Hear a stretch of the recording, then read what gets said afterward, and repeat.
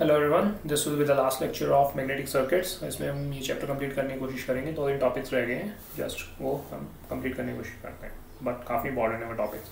तो पिछले लेक्चर में हमने एंड किया था सेल्फ इंडक्टेंस के ऊपर, तो अभी हम कर रहे हैं म्यूचुअल इंडक्शन। म्यूचुअल यानी एक दूसरे के साथ लिंक होना, उसमें सेल्फ यानी खुद ही कॉइल के साथ लिंक हो रहा था फ्लक्स, ठीक है, वो चेंज हो रहा था, तो उसके अंदर ईएमएफ इंड्यूस हो रहा था। यहाँ पे दूसरी कॉइल के अंदर ईएमएफ इंड्यूस होगा, दूसरी कॉइल के अंदर फ्लक्स चेंज होगा, तो पहली कॉइल के अंदर ईएमएफ इंड्यूस होगा, ठीक है। जस्ट मैं लिखूंगा, उसके बाद आपको समझ में आ जाएगा, ठीक है। So what is the principle of mutual induction, पहले हम लिखते हैं, फिर उसके बाद एक्सप्लेन करते हैं। According to this principle, according to this principle, an EMF is induced, एक EMF यानी वोल्टेज यानी electromotive force is induced in first coil, पहली कॉइल में, due to change of current in the second coil. जब second coil में current change होगा तो उसकी वजह से पहली कॉइल में जो ईएमएफ इंड्यूस होगा वो change in current in the second coil, right, change in current and vice versa.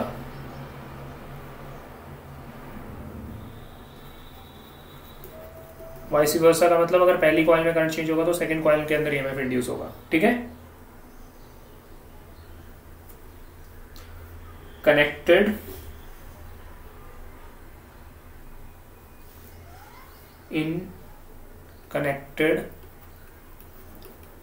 via mutual inductance, जो कि कनेक्टेड है किससे, म्यूचुअल इंडक्टेंस, जिसकी वैल्यू है m, यानी दोनों कॉइल्स कनेक्टेड है म्यूचुअल इंडक्टेंस m से। अब देखो, आपको मैं एक बार सर्किट बना के दिखाता हूँ, उसके बाद आपको समझ में आ जाएगा कि कैसे मैं क्या बात कर रहा हूँ, ठीक है। जैसे देखिए, ये पहली कॉइल होगी, ये आपने आयरन की रॉड ली, ठीक है, इसके ऊपर आपने क्या किया,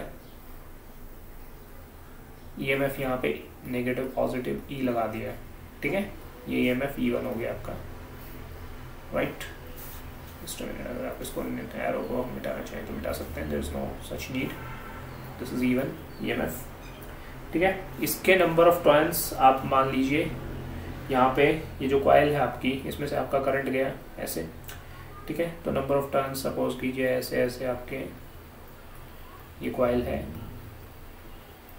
ठीक है, इसके N1 टर्न्स हैं, नंबर ऑफ टर्न्स हैं इसमें N1, ठीक है।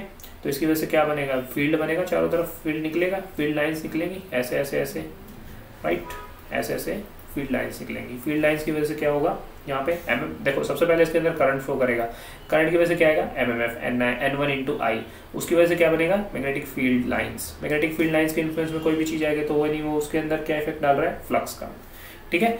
देखो, मैग्नेटिक सर्किट में जब भी आप स्टार्ट करते हो तो स्टार्टिंग आपको करनी होती है एमएमएफ से। एमएमएफ की वजह से क्या बनती है आपकी, फील्ड लाइंस।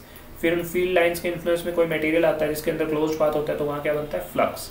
जब फ्लक्स आपका ऊपर नीचे होता है तो उसके अंदर क्या चीज इंड्यूस होती है, ईएमएफ, ठीक है। ये आपका बेसिक कॉन्सेप्ट है, राइट। अब हम लेके आते हैं, देखो, दूसरी कॉइल हमने ड्रॉ की, ठीक है।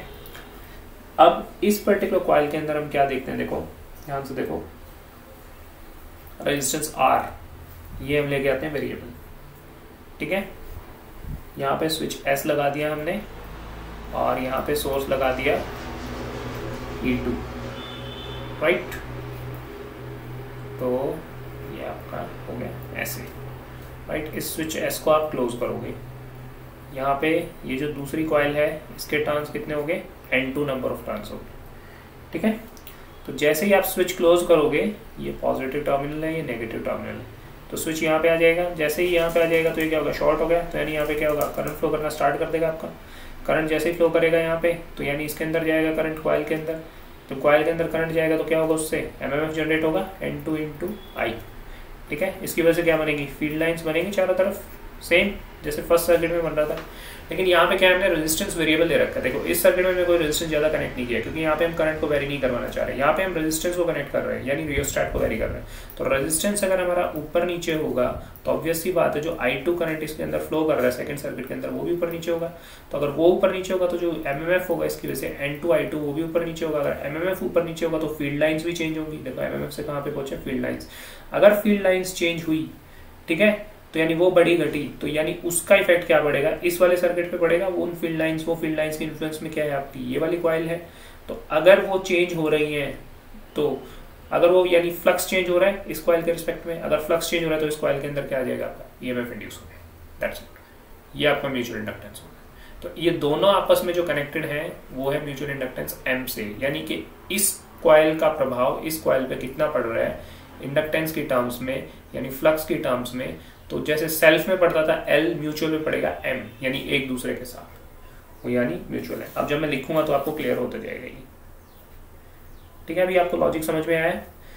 ये हमने सेकंड जो सर्किट लिया इसके अंदर हमने रेजिस्टेंस वेरिएबल दे दिया। वेरिएबल रेजिस्टेंस लेते ही क्या हुआ, जैसे हमने स्विच को क्लोज किया, रेजिस्टेंस को ऊपर नीचे किया तो करंट चेंज हुआ। करंट की वजह से क्या है, यहाँ पे MMF चेंज हुआ। MMF की वजह से क्या हुआ, यहाँ पे फील्ड लाइंस चेंज हुई। फील्ड लाइंस चेंज होने की वजह से क्या हुआ, यहाँ पे जो फ्लक्स इसके साथ लिंक कर रहा था, यानी ये जो लाइन इसके साथ लिंक कर रही थी इस पर्टिकुलर कॉइल के साथ, वो चेंज हुई। तो फ्लक्स चेंज हुआ तो इससे क्या होगा, इस पर्टिकुलर कॉइल के अंदर ईएमएफ इंड्यूस हो जाएगा, ठीक है। इसका खुद का तो ईएमएफ इंड्यूस होगा ही होगा, ठीक है। जो E1 यहाँ पे लगाया था, जो E1 सेल्फ इंडक्टेंस की वजह से जो ईएमएफ आएगा वो तो चेंज होगा ही होगा, लेकिन जो म्यूचुअली एक दूसरे के साथ लिंक कर रहा है, जो इसका फ्लक्स इसके साथ लिंक कर रहा है, देखिए मैं इसमें दिखा भी देता हूँ आपको दूसरे पेन से, जो इसका फ्लक्स इसके साथ लिंक कर रहा है वो जब चेंज होगा, यानी जब इसमें करंट चेंज होगा तो इसका MMF चेंज होगा। MMF चेंज हुआ तो जो इसका फ्लक्स इसके साथ, जो फील्ड लाइंस इसके साथ लिंक कर रही है, यानी जो फ्लक्स इस कॉइल के साथ इसका लिंक कर रहा है वो चेंज होगा। वो चेंज होगा तो फिर से यानी यहाँ पे क्या हो रहा है, फ्लक्स चेंज हो रहा है। फ्लक्स चेंज हो रहा है तो इसके अंदर क्या आएगा, EMF इंड्यूस होगा, ठीक है। तो अभी हम इसको लिखते हैं। नाउ इफ वी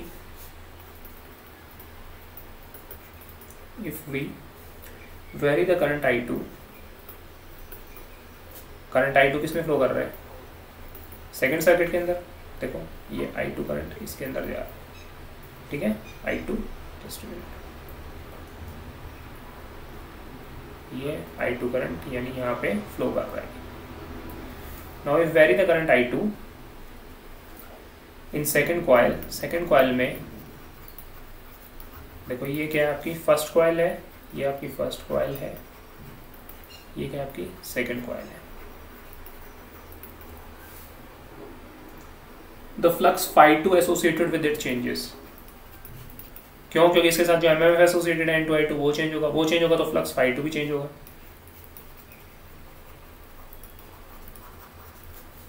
क्योंकि phi2 किस पे डिपेंड कर रहा है, MMF पे तो डिपेंड करता है। phi2 is equal to MMF N2I2 बटा जो इसकी रिलक्टेंस है S2, यही तो होगा। तो अगर ये ऊपर नीचे हो रहा है तो फ्लक्स phi2 भी तो ऊपर नीचे होगा। That's it. विद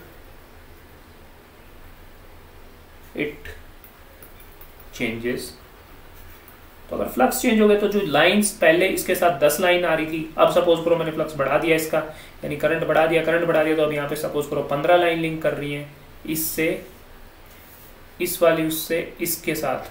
तो 15 लाइन पहले 10 लाइन लिंक कर रही थी, 15 लाइन लिंक कर रही है, तो इसका मतलब क्या हुआ, इसके साथ जो फ्लक्स एसोसिएटेड है इसमें ज्यादा फ्लक्स जाएगा। ज्यादा लाइन लिंक कर रही है तो ज्यादा फ्लक्स इसके अंदर क्लोज पाथ बनाएगा, ज्यादा क्लोज पाथ बनाएगा तो अब ज्यादा फ्लक्स हो जाएगा इसके अंदर, ठीक है। With it changes, which in turn, जिसकी वजह से क्या होगा, which in turn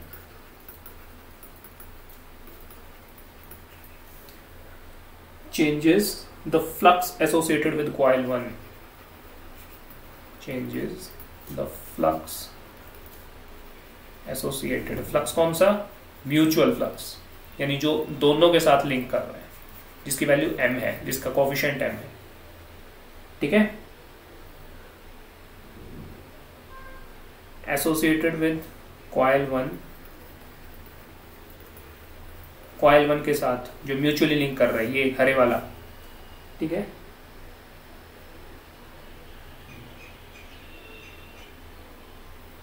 their bye inducing an EMF, जिसकी वजह से क्या होगा, कॉइल 1 के अंदर EMF इंड्यूस हो जाएगा। Thereby inducing an EMF in coil 1, ठीक है। Causing deflection of galvanometer. ये यहाँ पे आप गैल्वेनोमीटर कनेक्ट कर दीजिए जीवन। देखो यहाँ पे करंट भी मत आप छोड़िए, करंट मत लेके आइए, आप क्या करो सिंपल कॉइल को रेस्ट पे प्लेस कर दो। ओह जस्ट मिनट, मैंने गलती कर दी काफ़ी।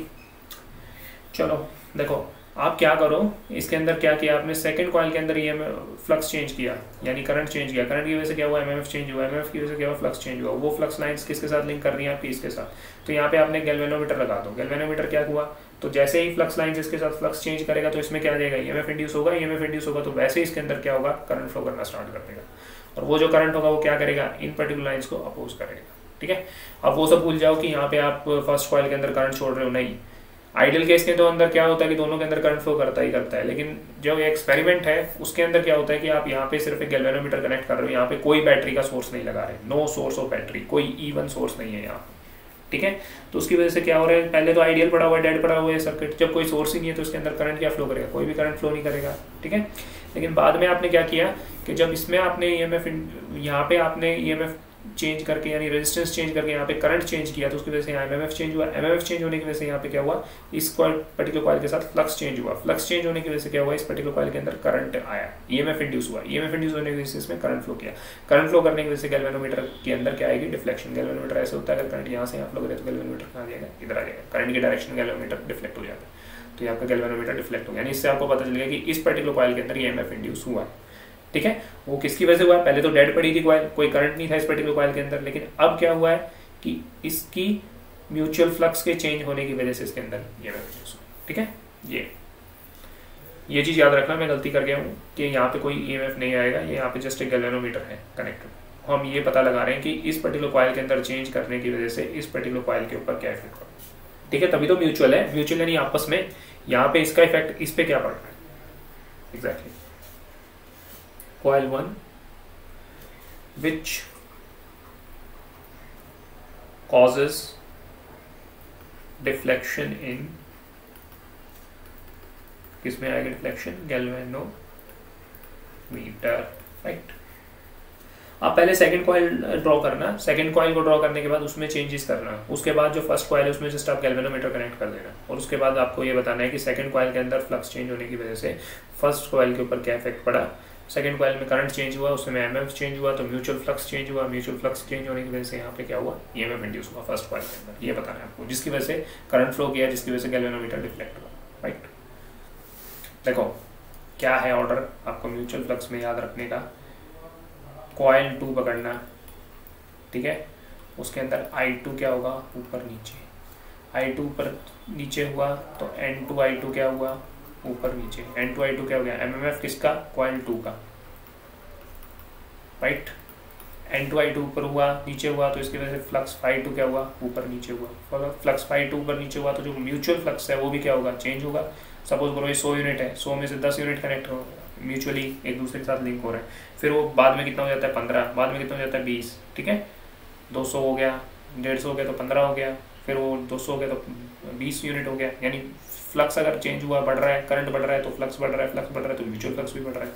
ठीक है, देखो करंट बढ़ेगा इस कॉइल के अंदर तो क्या होगा, ज़्यादा मैग्नेटिक फील्ड बनेगा, ज़्यादा मैग्नेटिक फील्ड बनेगा तो ज़्यादा म्यूचुअली लिंक होगा इसके साथ, ज़्यादा म्यूचुअली लिंक होगा तो क्या होगा, phi2 जो ये phi m जो इसके साथ बढ़ा है वो बढ़ रहा है, यानी चेंज हो रहा है टाइम के साथ, तो इसमें क्या आएगा, ईएमएफ इंड्यूस होगा, ईएमएफ इंड्यूस होगा तो उसके अंदर क्या हो जाएगा, करंट फ्लो करना स्टार्ट कर देगा। ठीक है, तो phi m जो चेंज हुआ है ये ऊपर नीचे हुआ, phi m के चेंज होने से क्या हुआ, इसमें E1 जो ईएमएफ इंड्यूस हुआ, E1 इज इंड्यूस्ड, और E1 की वजह से क्या आएगा, इसमें करंट I1 फ्लोस। ये आपकी पूरी मेथडोलॉजी है जो मैंने लिख दी। ठीक है, तो E1 किस पे डिपेंड करेगा, E1 डिपेंड करेगा is proportional to N1 number of turns coil 1 के d phi m by dt। ठीक है, और EM को हम ये भी बोल सकते हैं, देखो ये इसको आप भूल जाओ, जस्ट अ मिनट, ये इसको आप मत याद रखो। E1 डायरेक्टली क्या है, जैसे उसमें LDI by dt है तो इसमें क्या हो जाएगा, माइनस m करंट किसकी वजह से चेंज हो रहा है, सेकंड कॉइल में जो करंट चेंज हो रहा था उसकी वजह से EMF किस में इंड्यूस हो रहा है, फर्स्ट कॉइल में, माइनस MDI2 by dt। ठीक है, तो अब इसको डिफाइन कर दो, m क्या हो गया, कोफिशिएंट ऑफ म्यूचुअल इंडक्टेंस, वहाँ पे क्या था कोफिशिएंट सेल्फ इंडक्टेंस का, यहाँ पे क्या है म्यूचुअल इंडक्टेंस का, ठीक है। I2 current flowing in coil 2, जो कॉइल 2 में आपका करंट फ्लो कर रहा है वो, राइट। EM या E1, इसको हम M दे देते हैं नाम, क्योंकि म्यूचुअली इंड्यूस्ड है। E1M is equal two mutually induced EMF in coil 1,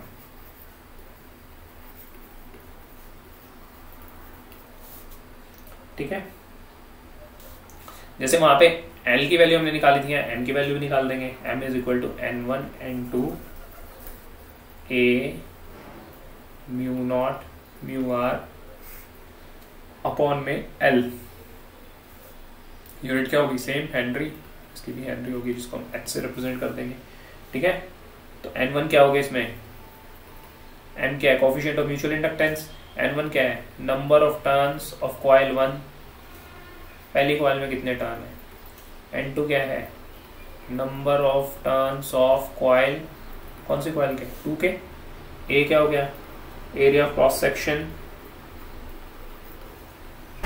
ठीक है, एरिया ऑफ क्रॉस सेक्शन किसका कॉइल 2 का।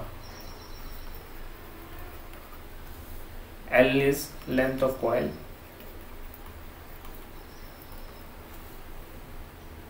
टू, और म्यू आर क्या हो गया रिलेटिव परमिएबिलिटी। ये जस्ट फॉर्मूला है, अगर आप याद करना चाहो तो कर लीजिए, बाकी इसकी कोई इतनी ज़्यादा रिलेवेंस है नहीं, आपके एग्जाम पॉइंट ऑफ व्यू से इतने इंपॉर्टेंट नहीं है। बस आपको ये प्रिंसिपल ऑफ म्यूचुअल इंडक्टेंस आना चाहिए कि EMF कैसे इंड्यूस होता है, यहाँ तक इंपॉर्टेंट है आपको, ठीक है, right. This is not that important, तो इसमें अगर मुझसे कोई एरर भी हो गया हो तो जस्ट फॉरगेट इट। अच्छा, नेक्स्ट टॉपिक है एनर्जी स्टोर्ड इन इंडक्टर। जो एम्पिरिकल रिलेशंस होते हैं उसमें एरर होने के चांसेस हो जाते हैं। Energy stored in inductor, right.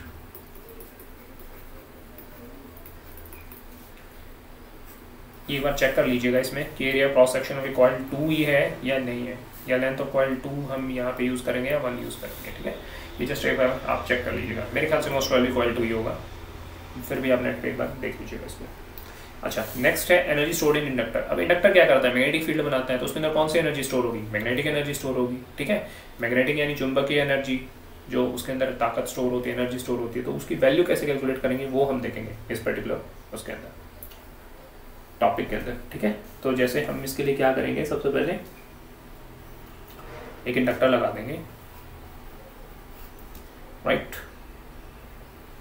उसके बाद एक यहाँ पे रेजिस्टेंस लगा दिया, जस्ट अ मिनट। रेजिस्टेंस लगाने की वैसे कोई जरूरत है नहीं यहाँ पे, बट क्योंकि हर कॉइल हर वायर का नेचुरल एक कुछ ना कुछ रेजिस्टेंस होता ही होता है, ठीक है। कोई भी वायर बिना रेजिस्टेंस के होती नहीं है, ठीक है। इसके अलावा यहाँ पे हमने स्विच S कनेक्ट कर दिया, यहाँ पे बैटरी E कनेक्ट कर दी, वोल्टेज V कनेक्ट कर दी, यहाँ स्विच S कनेक्ट कर दिया, ठीक है। और यहाँ से हमने सर्किट को कंप्लीट कर दिया। तो देखिए टाइम t इक्वल टू 0 पे स्विच ओपन है, स्विच ओपन है यानी खुला हुआ है, तो जब स्विच ओपन है तो करंट कितना होगा टाइम t इक्वल टू 0 पे, आई कितना हो जाएगा 0 एम्पियर। कोई स्विच ही ओपन है तो कोई करंट फ्लो करेगा नहीं करेगा इसमें, तो जब कोई करंट फ्लो नहीं करेगा तो इसमें क्या आ जाएगा आपका t इक्वल टू 0 पे करंट कितना हो गया 0। अब जैसे ही आपने स्विच क्लोज कर दिया तो time t after time t के बाद अगर हम देखें इसमें तो करंट कितना हो जाता है I is equal to I, value I पे पहुंच जाती है उसकी। सपोज करो I कोई भी वैल्यू है, देखो ये हम इसको ऐसे प्लॉट कर रहे हैं I वर्सेस टाइम t। तो जब टाइम t 0 है तो करंट कितना है आपके पास 0, ठीक है। फिर टाइम 1 2 3 ऐसे ऐसे चला, तो टाइम t जब बीत चुका है, t हमें नहीं पता कितना है, ठीक है। तो करंट की वैल्यू कितनी आ गई यहाँ पे I, ठीक है। ये किसकी यूनिट है एम्पियर में, और टाइम हम किसमें नाप रहे हैं सेकेंड्स में। तो करंट देखो कहाँ से कहाँ 0 से लेके कहाँ पहुँच गया आपका करंट, स्ट्रेट लाइन ड्रॉ करनी है, ठीक है। 0 से कहाँ पहुँच गया आपका करंट I, ठीक है। आफ्टर टाइम t के अंदर आपका करंट कहाँ से कहाँ पहुँच गया 0 से लेके यहाँ पे 1 2 3 यहाँ पे क्या वैल्यू आ गई I, यहाँ पे पहुँच गया, ठीक है। तो बस जस्ट अब इसी को आपको एक्सप्लेन करना है। At t equal to 0 the switch is closed, ठीक है। When current in coil changes, जो एक कॉइल है, इंडक्टेंस जो लगा रखी है हमने ये वाली, when current in coil changes from, कहाँ से कहाँ चेंज हो रहा है current, 0 to I ampere, right, and EMF is induced in the coil, self EMF induce हो जाएगा in the coil self inductance की वजह से। तो सेल्फ इंडक्टेंस में जो EMF इंड्यूस होता है E1, उसकी वैल्यू क्या होती है बताओ मेरे को, क्या वैल्यू होती है उसकी? आपको अगर लेक्चर में मैंने पहले आपको बता रखा है तो EMF इंड्यूस की वैल्यू क्या होगी आप बताओ। सपोज करो इसको E से रिप्रेजेंट कर देते हैं, -LdI/dt, DI यानी चेंज इन करंट, ठीक है। अब करंट यहाँ पे देखो कितना आ रहा है, करंट बताओ मेरे को, पहले करंट था आपका 0, फिर करंट कितना हो गया I, कितने टाइम में, T टाइम के अंदर, ठीक है। तो वैल्यू कितनी होगी LI/T, ठीक है। आप ऐसे भी बोल सकते हो इसको, या फिर EMF इंड्यूस में आप क्या करो, ये नेगेटिव साइन हटा दीजिए, नेगेटिव साइन हटाने से क्या होगा ये आपको देखो और सिंपल कर देते हैं इसको। इसमें जो हम ये देख रहे हैं वोल्टेज राइज, वोल्टेज बढ़ी कितनी कॉइल के अंदर टाइम T के अंदर जो EMF इंड्यूस हुआ, तो उसकी वैल्यू क्या हो जाएगी L times change in current. Time T पे करंट कितना है I, टाइम T1 पे करंट कितना था 0, टाइम T यहाँ पे -0, देखो कैसे लिखते हैं L × I2 - I1 T2 - T1। तो देखो I2 कितना है टाइम T के बाद I1 कितना था 0, ठीक है, 0 से स्टार्ट हुआ था। T2 टाइम कितना हो गया, T टाइम बीतने के बाद T1 कितना था 0 पे स्विच हमने क्लोज किया था, तो ये वैल्यूज में यहाँ पे प्लेस किया जस्ट। तो E की वैल्यू कितनी आ गई LI/T, ठीक है।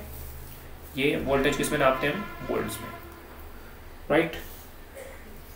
तो एवरेज करंट कितना आएगा, एवरेज करंट टाइम T में कितना चेंज हुआ, देखो एवरेज करंट, तो सपोज करो यहाँ पे 0 थी वैल्यू, फिर यहाँ पे इस सेकंड पे 5 आ गई, फिर 2 सेकंड पे 10 आ गई, फिर 3 सेकंड पे 15 आ गई, फिर 4 सेकंड पे 20 आ गई। तो एवरेज करंट कितना है, एवरेज यानी 0 से लेके इसके बीच में एवरेज कितनी रही वैल्यू, यहाँ पे 0 है यहाँ पे मैक्सिमम है, तो कुछ एवरेज बीच सी में रही होगी, तो वैल्यू कितनी हो जाएगी। एवरेज करंट को क्या करो आप, इनिशियल वैल्यू जो 0 है प्लस फाइनल वैल्यू बटा दो, 0 + I/2, तो कितना हो गया I/2 एम्पियर। एवरेज कैसे नापते हो आप दो चीज़ों के बीच का, इनिशियल प्लस फाइनल बटा दो, ऐसे तो करते हैं एवरेज। तो भाई मैंने एवरेज करंट निकाला जस्ट, राइट। तो पावर क्या होता है, हम ये बताओ मेरे को। हेंस पावर रिक्वायर्ड, ये EMF इंड्यूस करने के लिए और ये करंट फ्लो करवाने के लिए कितनी पावर लगी, ठीक है, वो क्या हो गया आपके पास। पावर क्या होती है हमेशा, वोल्टेज गुणा में करंट, V × I, ठीक है। तो E × में करंट, तो वोल्टेज कितनी है ऊपर से बताओ मेरे को, LI/T, 1 से वोल्टेज आ रही है, 2 से करंट आ रहा है, करंट कितना है अपने पास I/2, ठीक है। ये क्या हो गया पावर। तो एनर्जी क्या होती है, फॉर्मूला आपने पढ़ा होगा फिजिक्स में, दैट इज पावर × टाइम, ठीक है। तो पावर की वैल्यू आपकी क्या है, थर्ड से उठा के रख दीजिए, ये पावर है, पावर की वैल्यू क्या है LI/T × में I/2, और टाइम क्या है T सेकेंड्स, T टाइम के अंदर कितनी एनर्जी कंज्यूम हुई, ठीक है। तो अब देखो T से क्या हुआ, T कट गया, T कटने के बाद यहाँ पे क्या बच गया L/2, I × I क्या हो गया, x × x क्या होता है x², तो ½ × L × क्या आ गया I²। एनर्जी किस में नापते हैं, जूल्स में, तो क्या आ गया जूल्स, राइट। तो ये आपकी आ गई एनर्जी, राइट। तो इतनी एनर्जी स्टोर होगी आपकी किस में, इंडक्टेंस के अंदर। ये 10 नंबर का क्वेश्चन आपका बनता है 8 नंबर का क्वेश्चन पेपर के अंदर फाइनल। तो ये आपको डिराइव करके दिखाना है वहाँ पे, what is the energy stored in inductor, explain the energy stored in inductance, ठीक है। नेक्स्ट जो टॉपिक है इसके अंदर है आपका series combination of inductors,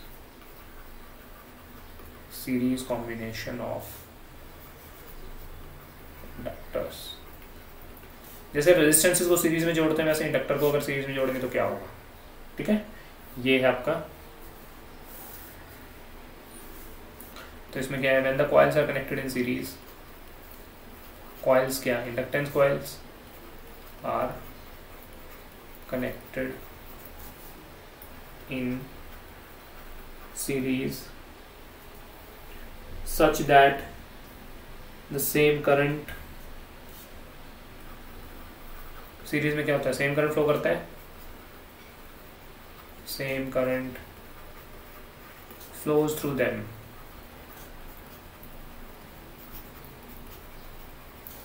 then we get series combination of inductors.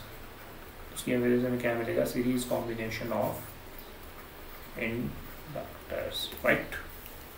ये हो गया आपका ऐसे। तो इसमें कैसे करेंगे, देखो ये कॉइल है L1, ये कॉइल है L2, ठीक है।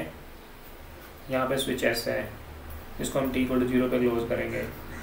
यहाँ पे बैटरी लगी हुई है EMF की, तो जैसे ये क्लोज होगा इसमें क्या होगा, करंट आई फ्लो करना स्टार्ट कर देगा। करंट आई जब फ्लो करेगा तो इसकी वजह से इसमें क्या बनेगा, फील्ड बनेगा, चारों तरफ MMF बनेगा, उसकी वजह से क्या बनेगा, फील्ड। वही करंट आप किस में फ्लो कर रहा है, L2 में, L2 के अंदर भी क्या बनेगा, फील्ड बनेगा। तो अब देखो इन दोनों के बीच में म्यूचुअल इंडक्टेंस क्या है, M, अभी मैं जो बता चुका हूँ, ठीक है। तो इसकी वजह से जो फील्ड बनेगा, जब ये करंट चेंज होगा कंसिस्टेंटली, तो यहाँ पे क्या EMF इंड्यूस होगा इसमें E1 सेल्फ, इसकी वजह से क्या होगा E2, और इस म्यूचुअल की वजह से क्या होगा EM, ठीक है। तो जो E है वो किसके इक्विवेलेंट हो जाएगा आपका, अगर इसमें KVL लगाते हैं, किरचॉफ्स वोल्टेज लॉ लगाते हैं, तो नेगेटिव से पॉजिटिव पे जा रहे हैं आप, नेगेटिव से पॉजिटिव पे गए तो प्लस E माइनस E1 किसकी वजह से आया, सेल्फ इंड्यूस्ड EMF जो कॉइल L1 में आया, minus E2 self induced EMF coil L2 में आया, माइनस EM जो म्यूचुअल इंडक्टेंस की वजह से इसके अंदर बना, ठीक है। तो minus EM minus EM equal to 0। अब इसकी वजह से भी इसमें भी म्यूचुअल इंडक्टेंस की वजह से बनेगा, इसमें भी म्यूचुअल इंडक्टेंस की वजह, क्योंकि इसका इफेक्ट इस पे पड़ेगा। देखो इसके अंदर जो करंट चेंज होगा, करंट चेंज होने की वजह से फ्लक्स चेंज होगा, उसका इफेक्ट किस पे पड़ेगा, इस पे पड़ेगा। और इसके अंदर जो आपका करंट चेंज होगा, अगर करंट चेंज होगा तो फ्लक्स चेंज होगा, तो उसका इफेक्ट किस पे पड़ेगा, इस पे पड़ेगा। तो म्यूचुअल का मतलब दोनों का एक दूसरे पे इफेक्ट पड़ेगा, ठीक है। तो E की वैल्यू क्या हो जाएगी यहाँ पे, E is equal to E1 plus E2 plus 2EM। तो E क्या है आपका, E1 कितना है, L1 into di/dt plus L2 into di/dt।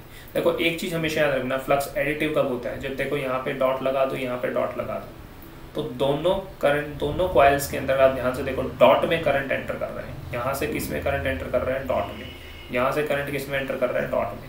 तो यानी इसका मतलब ये हुआ कि जो म्यूचुअल फ्लक्स बनेगा वो सेल्फ फ्लक्स, यानी जो खुद का जो फ्लक्स है, जैसे ये जो फ्लक्स बना, ये जो हरे वाला फ्लक्स है, जो इसका फ्लक्स है, जो इसके साथ लिंक कर रहा है, वो क्या करेगा, इसको सपोर्ट करेगा, इस वाले पर। ओरिजिनल जो इसका फ्लक्स बन रहा है, ओरिजिनल जो ब्लैक सा बन रहा था आपका, ठीक है, इस फ्लक्स को हरे वाला फ्लक्स सपोर्ट करेगा, ठीक है। एडिटिव, एडिटिव का मतलब क्या हो गया, दिस फ्लक्स, और ये दूसरा क्या हो गया, म्यूचुअल फ्लक्स।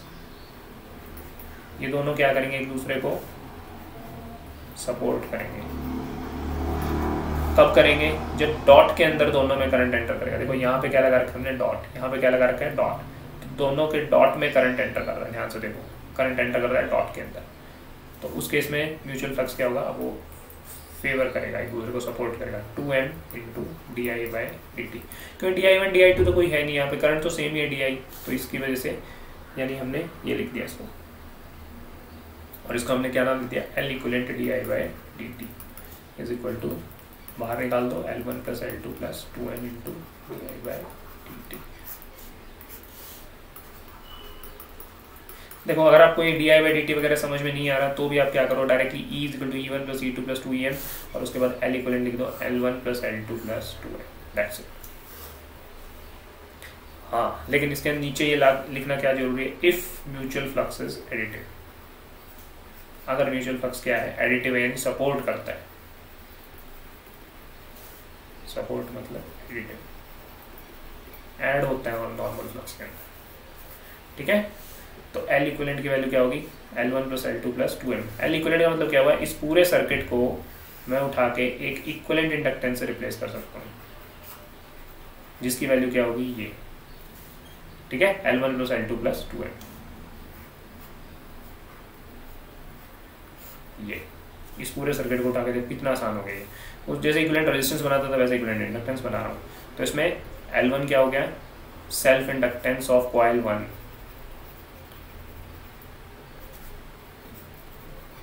फर्स्ट कॉइल की सेल्फ इंडक्टेंस। L2 क्या हो गया, self inductance of coil 2। M क्या हो गया, mutual inductance of both coils. ठीक है। अब अगर सपोज करो डॉट उल्टा हो जाए, अगर म्यूचुअल फ्लक्स सपोर्ट ना करे, if mutual flux is not additive, अगर एडिटिव ना हो तो क्या होगा, तो उस केस के अंदर हम क्या करेंगे, ये हो गया L1, ये क्या होगा L2, B t=0 पे स्विच को क्लोज किया, आई करंट फ्लो करेगा। अब देखो यहाँ पे डॉट है इस तरफ, यानी करंट इसमें डॉट में एंटर कर रहा है, इसका डॉट है इस तरफ, डॉट यानी इसमें से करंट निकल रहा है। तो जिसमें इसमें करंट एंटर कर रहा है, आप ध्यान से देखो इसमें से करंट निकल रहा है, तो यानी ये दोनों जो है इनका जो म्यूचुअल फ्लक्स है वो क्या हो जाएगा, सपोर्टिव नहीं होगा, सब्ट्रैक्टिव हो जाएगा, माइनस है। यानी इस केस के अंदर आपका जो एल इक्विवेलेंट आएगा, इक्विवेलेंट इंडक्टेंस आएगी, वो क्या आ जाएगी L1 प्लस L2, क्योंकि दोनों को अपोज कर रहा है तो क्या हो जाएगा -2M। ठीक है। देखो जो इसका फ्लक्स है एक है, इसके अंदर जो फ्लक्स बना वो फ्लक्स इसको क्या कर रहा है, अपोज कर रहा है, यानी इसको ये अगर यहाँ से यहाँ जा रहा है तो वो फ्लक्स कहाँ से कहाँ आ रहा है, ये ऊपर से नीचे आ रहा है, यानी इसको कम करने की कोशिश कर रहा है। कम करेगा तो जो नेट इंडक्टेंस आएगी वो भी तो कम होगी, तो वो जो वैल्यू कम होगी तो L1 प्लस L2 -2M हो जाएगी। L1 फिर से क्या, सेल्फ इंडक्टेंस को L1 की, L2 सेल्फ इंडक्टेंस को L2 की, M क्या है, म्यूचुअल इंडक्टेंस। ठीक है। अब दोनों कॉइल अगर म्यूचुअली है ही नहीं connected, if mutual flux is absent, तो क्या होगा, अगर म्यूचुअल फ्लक्स है ही नहीं दोनों में तो क्या होगा बताओ। तो M क्या हो जाएगा इस केस के अंदर बताओ, उस केस में M क्या हो जाएगा 0, कि म्यूचुअली कोई फ्लक्स ही नहीं है, म्यूचुअल में लिंक ही नहीं कर रहा है, दोनों कॉइल इतनी दूर दूर पड़ी है एक दूसरे से, ये देखो यहाँ यहाँ यहाँ। अब देखो इसका इफेक्ट इसमें पहुंच ही नहीं रहा, तो इसका इफेक्ट इसमें जब पहुंच नहीं रहा, t=0 पे आपने बंद कर दिया, L1 इसका इंडक्टेंस होगी, L2 इसकी इंडक्टेंस होगी, V वोल्ट बैटरी होगी, तो एल इक्विवेलेंट क्या हो गया L1 प्लस L2, M की वैल्यू क्या है 0, तो एल इक्विवेलेंट की वैल्यू क्या होगी L1 प्लस L2। जैसे दो रेजिस्टेंसेस को आप कनेक्ट करते हो R1 प्लस R2, वैसे एल इक्विवेलेंट क्या है R1 प्लस L2। ठीक है। ये हो गया आपका series combination of inductors. Last है आपका जो टॉपिक इसमें वो है parallel combination of inductors, parallel combination of inductances. Parallel में हम इंडक्टेंसेस को कैसे कनेक्ट करते हैं, तो पैरेलल में कैसे कनेक्ट करेंगे, जैसे रेजिस्टेंसेस को कनेक्ट करते थे ऐसे कनेक्ट किए, तो यहाँ से देखेंगे एल इक्विवेलेंट, ये हो गया L1, ये हो गया L2। तो यहाँ पे हम क्या मान के चल रहे हैं कि म्यूचुअली इनके साथ कोई फ्लक्स लिंक नहीं है, तो म्यूचुअली अगर कोई फ्लक्स लिंक नहीं है तो M इक्वल टू क्या हो गया 0। तो यहाँ पे एल इक्विवेलेंट की वैल्यू क्या हो जाएगी, एल इक्विवेलेंट क्या मतलब इन दोनों इंडक्टेंसेस को हम एक इंडक्टेंस से इक्विवेलेंट वैल्यू से रिप्लेस करेंगे तो ये क्या बन गया ऐसे एल इक्विवेलेंट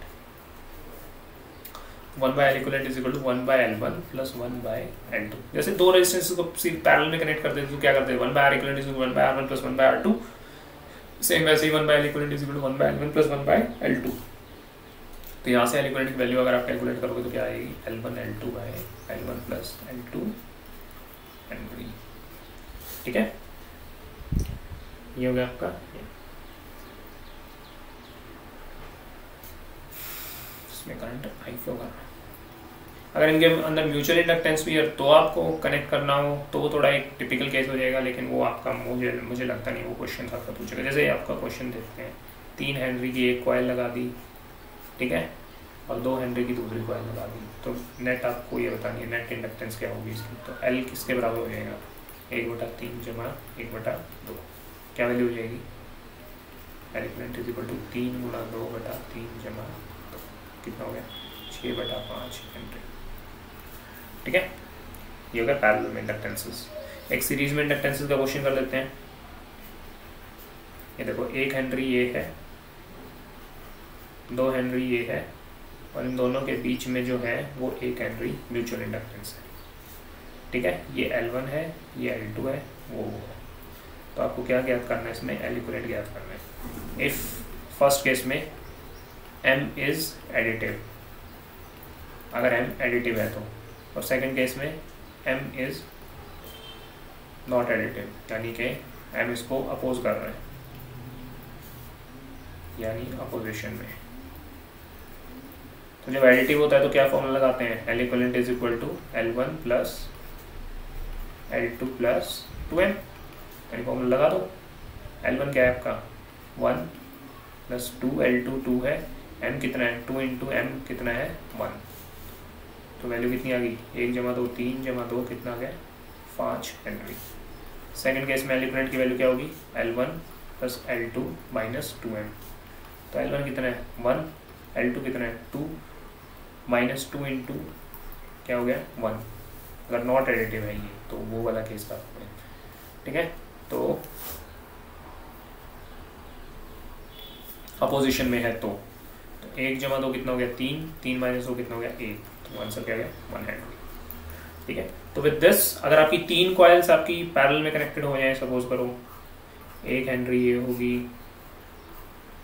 2 हेनरी ये होगी, ठीक है 3 हेनरी ये होगी, म्यूचुअली इनमें 0 है, तो L इक्विवेलेंट आपको निकालना है। तो कैसे निकालोगे, 1/L equivalent is equal to 1/1 जमा 1/2 जमा 1/3। ठीक है, अब इसमें क्या करोगे आप, एलसीएम लोगे, एलसीएम लो, 1/L equivalent is equal to 1 2 3 का एलसीएम कितना गया 6, तो 1 1 कम 1 6 का 2 3 3 2, तो 1/L इक्विवेलेंट कितने के बराबर हो गया 6 और 3 9 और 2 11/6, तो क्रॉस मल्टीप्लाई कर दो, 11 गुना L equivalent is equal to कितना आ गया 6, तो L इक्विवेलेंट की वैल्यू कितनी आ गई 6/11 हेनरी। यानी 3 अगर कॉइल्स आपके पैरेलल में हो तो 1/L इक्विवेलेंट कितना हो जाएगा 1/L1 plus 1/L2 plus 1/L3, provided that, इसको बोलते हैं प्रोवाइडेड दैट, एक मिनट रुको जस्ट अ मिनट, इसको मैं मिटा देता हूँ, मैथमेटिकल सिंबल्स नहीं है, फॉर ऑल होता है ये, sorry, provided that M is equal to 0। ठीक है, तो अगर M इक्वल टू 0 है तो ये आपका नेट ये बन जाएगा। जैसे 3 रेजिस्टेंस को अगर पैरेलल में कनेक्ट कर देंगे तो कैसे 1/R plus 1/R, right. So with this आपका मैग्नेटिक सर्किट्स का यूनिट कंप्लीट हो गया। Okay, thank you.